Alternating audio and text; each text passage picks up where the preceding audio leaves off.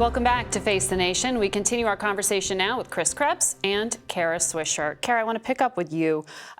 We've been talking about social media. Twitter may find a new buyer, billionaire Elon Musk. Friday. On Friday's the day, I believe. Supposedly.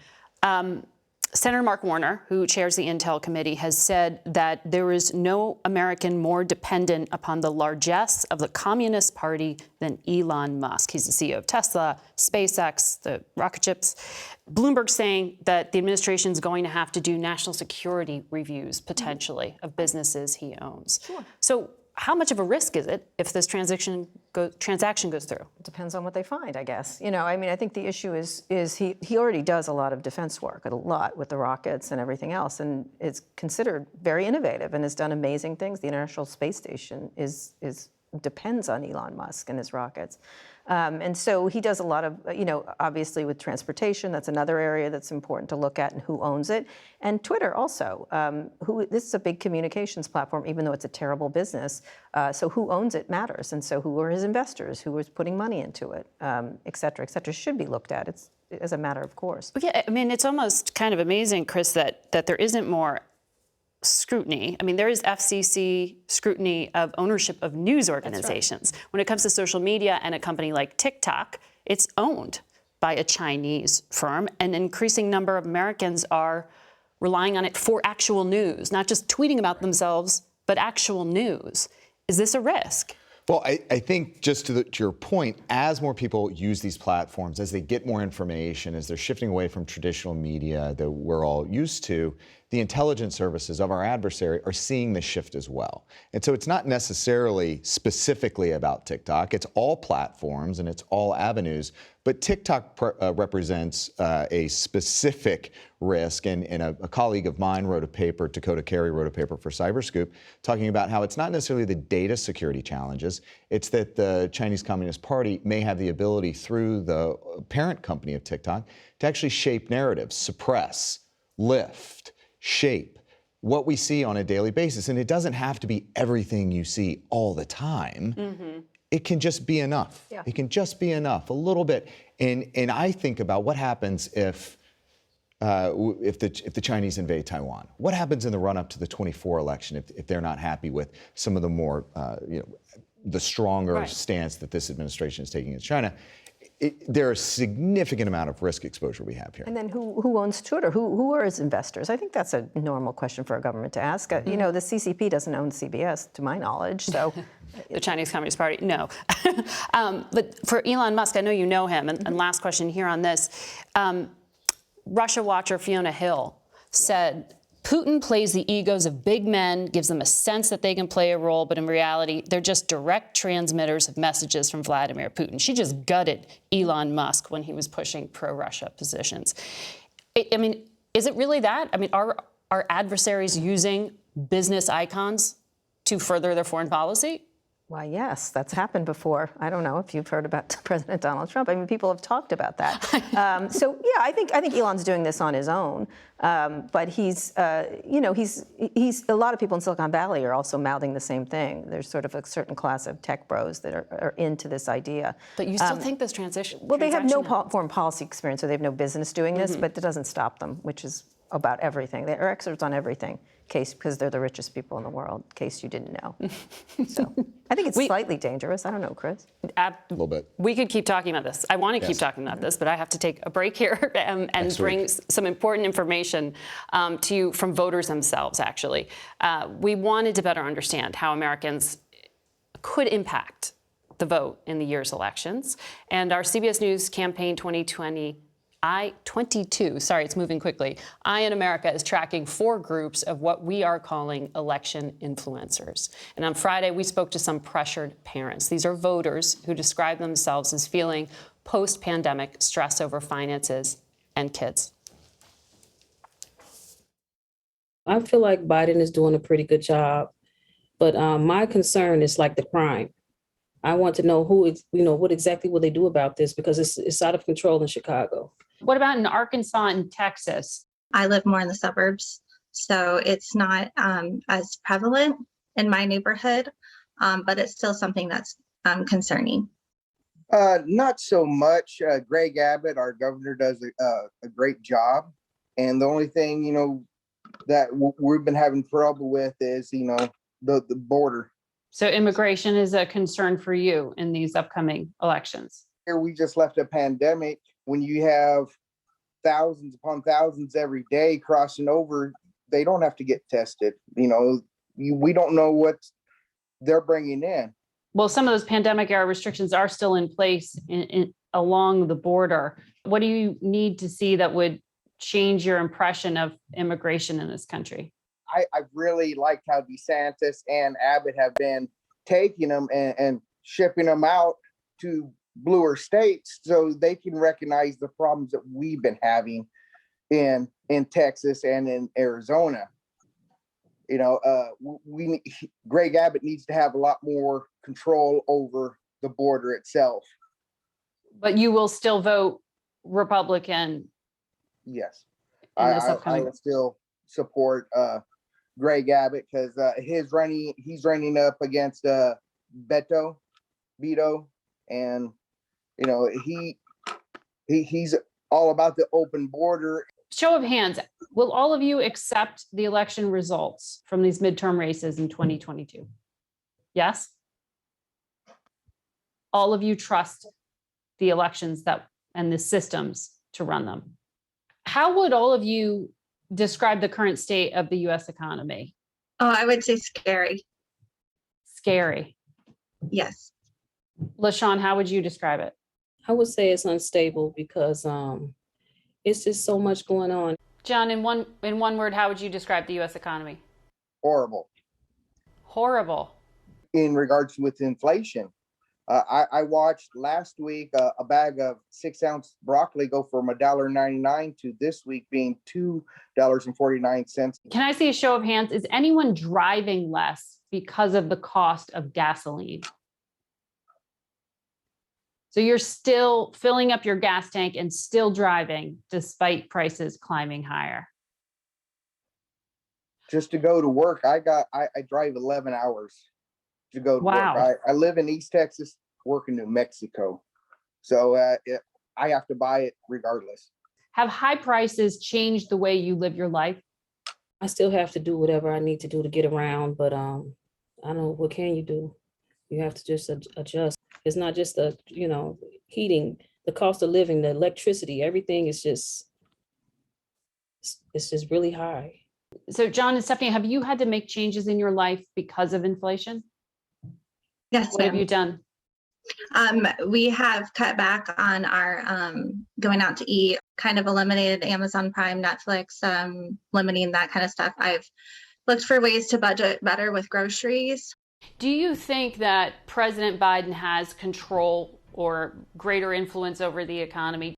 I think it's just as much Congress and also state and local as it is Biden. I don't think it's just one person.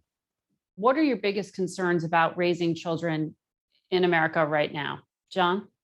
The whole woke culture affecting our children.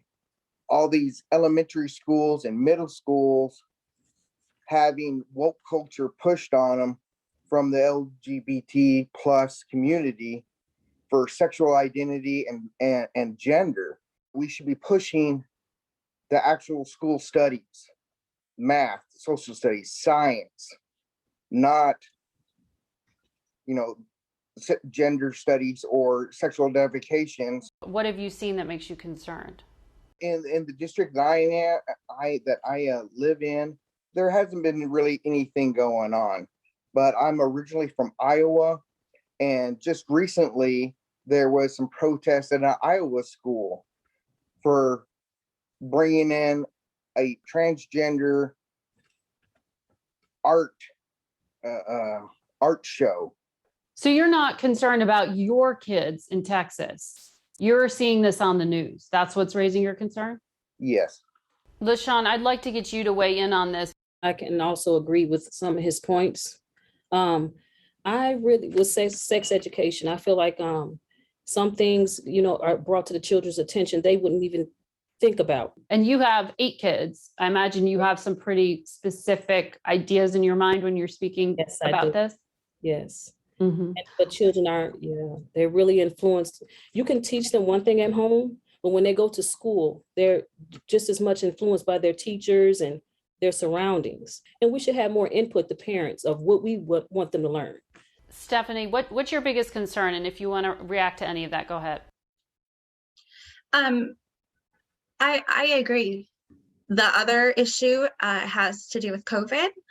There's less teachers in the school district. And because of that, they have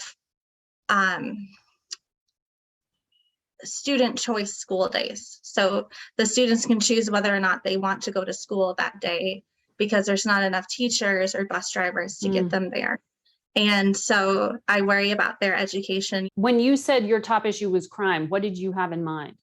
Robberies and, murders, stabbings. And it's like every time you turn on the news, somebody killed their baby and, they're losing their mind. It's like people are everywhere doing everything. And it's like they're out of control. Nobody's stopping them. John talked about how concerned he was about the border in his state of Texas and migrants coming into the country. I mean, there's nothing wrong with helping, but we have more problems here in our country. I feel like there's so much focus on helping immigrants, and it's not enough focus on the people here that might need assistance. Do you blame your mayor and your governor for that, or do you blame Washington for that? It's everybody, everyone. Washington, the mayor, I mean, it's like they help who they want. Certain people, certain groups of people, they'll help them, and then they'll neglect someone else. Often when we do these focus groups, we have people from different party affiliations disagreeing with each other, but I'm hearing all of you echo a lot of the same concerns and agreeing with each other. None of you are very optimistic about the country right now. No. We'll be right back. For a closer look on that additional release from the Strategic Petroleum Reserve and its impact on prices, we're joined by Amos Hochstein, the Special Presidential Coordinator for International Energy Affairs. Good morning. Good to have you back here. President Biden has released more oil from the SPR than all previous presidents combined. Republicans are saying this is depleting the stockpile into national security risk. When you were last here, you said that this would end towards the end of the year. Did you know then that 3 weeks before the election, there was going to be a release? Well, first, it's good to be here. Thank you for having me again. Before I came here last time, the president was in the middle already of releasing 180 million barrels. This is still part of that 180 million barrels.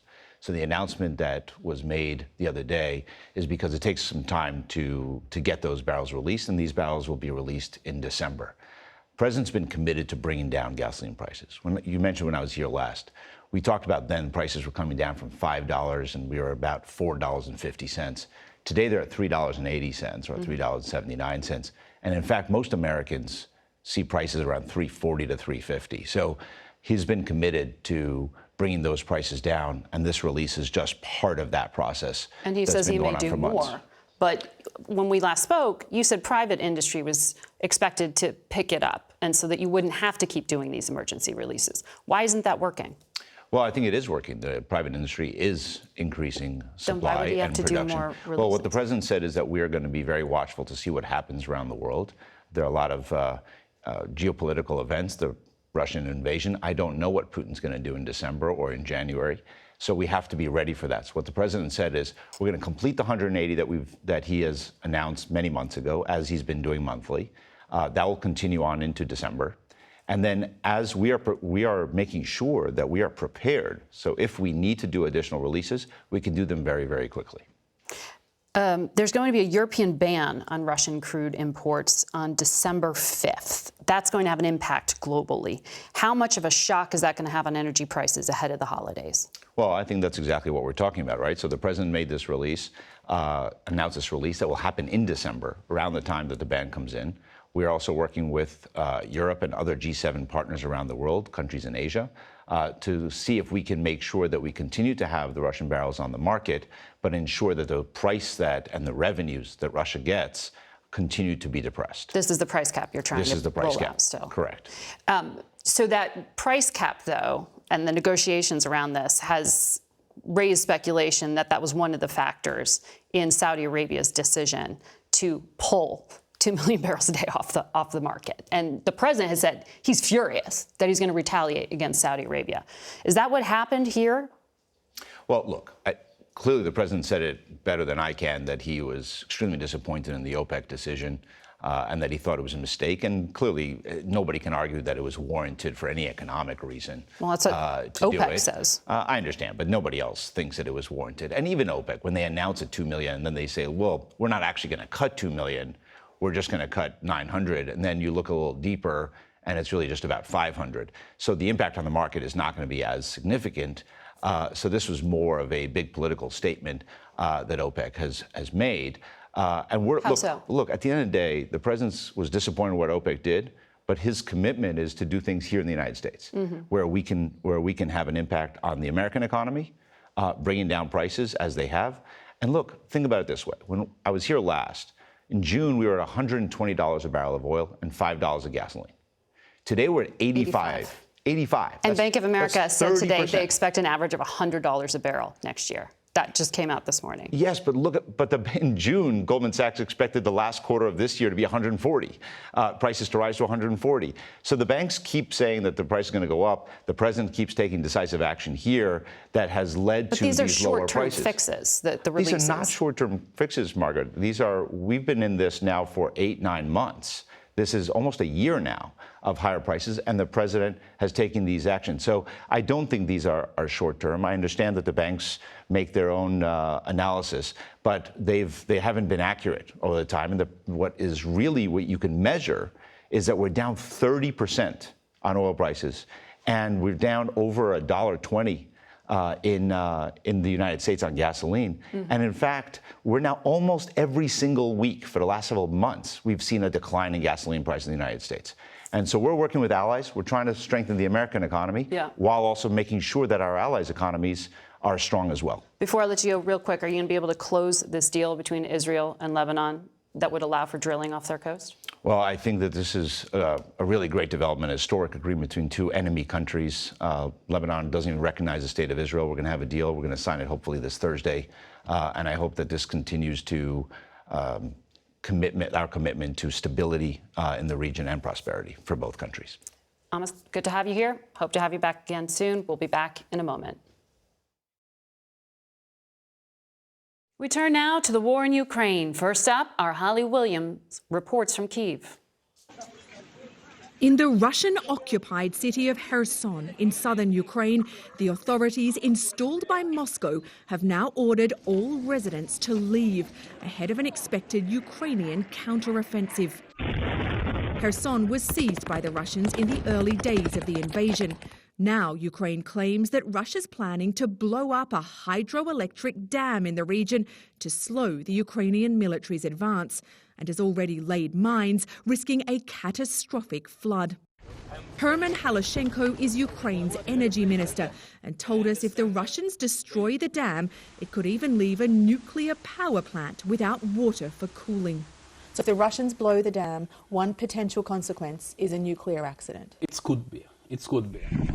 As Russian forces struggle to hold on to territory they've seized, they've launched a new wave of attacks on Ukraine's cities, including with so-called kamikaze drones. The US says Iran is supplying drones and even has troops on the ground helping the Russians operate them. Ukraine says the main target, with over 300 strikes, is energy facilities. As a harsh winter looms, there have already been blackouts in some parts of the country. What's the worst case scenario here? Could Ukrainians end up this winter with no heating and no electricity? I think not, but frankly speaking, it also will depend on how intensive these attacks would be in the future. Ukraine says what it's still asking for is more air defense systems from its friends in the West. Ukraine says that Russian strikes on Saturday cut off power to more than 1.4 million households. Margaret? Holly, thank you. There are currently 100,000 U.S. troops supporting NATO allies in European countries that surround Ukraine. Our Charlie D'Agata spent time with some in Constanța, Romania. The Screaming Eagles have landed. The 101st Airborne Division deployed on the very edge of NATO territory. Go, go, go, go! With Colonel Edwin Mathaidis and Brigadier General John Lubis, we board Black Hawk helicopters and head toward the border with Ukraine. Specifically trained to hit the ground fighting. When the call came, the colonel said his soldiers were ready. And you can see it on their face that all that stuff we had talked about being ready, about training hard, not leaving anything on the table. They had a chance to put it into use, and they're doing that same stuff here today. Right. It just got real. It did. We traversed the Black Sea coast across the water from Russian-held territory in Ukraine and Crimea until we reached the forward operating site, where soon U.S. and Romanian NATO forces were conducting a joint air and ground assault. Live-fire tank and artillery rounds took aim at targets, simulating the battlefields of Ukraine. This isn't a routine military exercise against a hypothetical enemy. This is a real-life combat scenario against a very real enemy, one that's not so far away. We're about 250 miles from the front line of Russian troops. And the way we are dispersed right now, we are ready to transition from our current locations where we're currently at to combat operations on order. It's the first time the 101st has been headquartered in Europe since the D-Day landings, seen here with then General Dwight Eisenhower, prepared to defend European allies again if called upon to fight. Now, almost 80 years later, the 101st is back. Go, go, go! Making a mark in history once more. Those military exercises come at a time when broader NATO nuclear exercises are underway, now entering the second week. They involve 60 aircraft from 14 countries, including U.S. B-52 bombers. They were scheduled long before the war in Ukraine began. Margaret? Charlie D'Agata, thank you. We'll be right back. That's it for us today. Thank you for watching. Until next week. For Face the Nation, I'm Margaret Brennan.